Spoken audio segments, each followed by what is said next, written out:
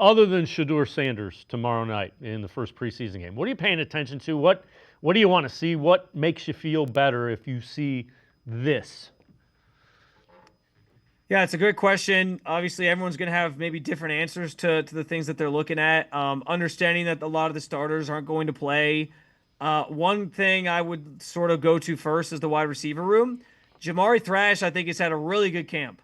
And I want to know if that's going to translate, though, onto the field. And we're going to see the same consistent guy who can catch the ball. That was an issue for him last year. And frankly, in a wide receiver room that we know is inexperienced, doesn't have a lot of necessarily talent on it, or a lot of question marks, rather. Even, Jerry, other than Jerry Jeudy, even Cedric Tillman to a degree is a question mark because he either hasn't been able to stay healthy or he just hasn't done it consistently enough yet.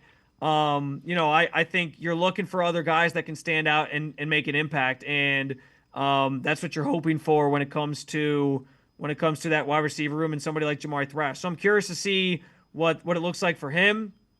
I think any of the rookies, as we kind of talked about, is going to be interesting. Kevin Stefanski made a point in saying on Wednesday that joint practice was more about the vets and that Friday was going to be more about the young guys. So anything that those guys sort of put on tape and show, I think is going to be valuable, especially, Schlesinger stands out in my mind, but so does Harold Fannin Jr., who I think is going to be used a lot in like these 12 personnel sets that Kevin Stefanski loves to run. And does he start to develop some chemistry with somebody like Shedeur Sanders? Like that's the type of stuff I'm looking for there.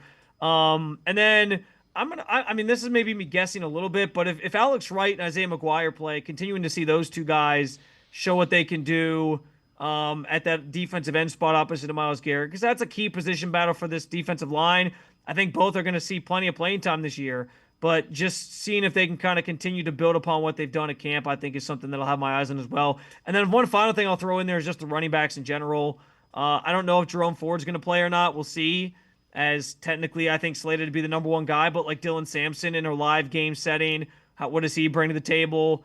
And how do they maybe handle some of the rotation of that group if Ford does come out there to start the game? And we'll sort of have to, I think we'll start to get a sense of that as well. But those are just some of the key areas I'm looking at, and I'm sure others will be watching those as well, among some other things that people might have their eyes on or be interested in.